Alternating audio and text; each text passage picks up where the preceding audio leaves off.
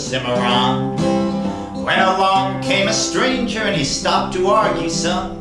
He looked so very foolish we began to look around. We thought he was a greenhorn just escaped from town.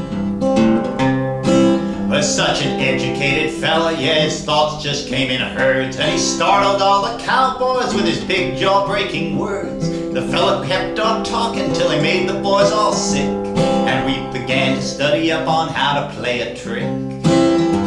He said he'd lost his job upon the Santa Fe, was going across the prairie to strike the 7D. He didn't say how come it or some trouble with the boss, and asked if he could borrow a fat saddle horse.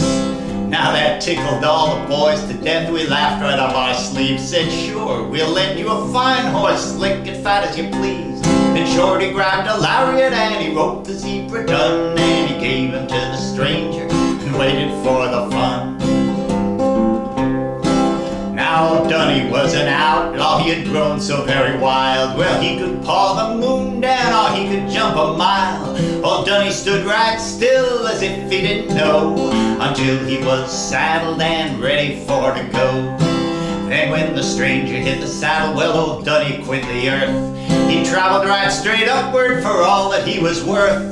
A bucking and a squealing and a howling wall-eyed fits, with his hind feet perpendicular and his front feet in the bits. And we could see the tops of the mountains under Dunny's every jump.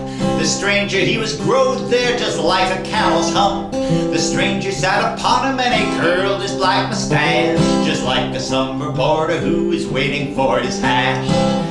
Yeah, he thumped him in the shoulders and he spurred him when he whirled. Hollered to the punchers, I'm the wolf of the world. And when he had dismounted once more upon the ground, we knew he was a thoroughbred and not a gent from town. Now the boss, he'd been a-standing round a-watching of the show. He went up to that stranger and he said, you needn't go.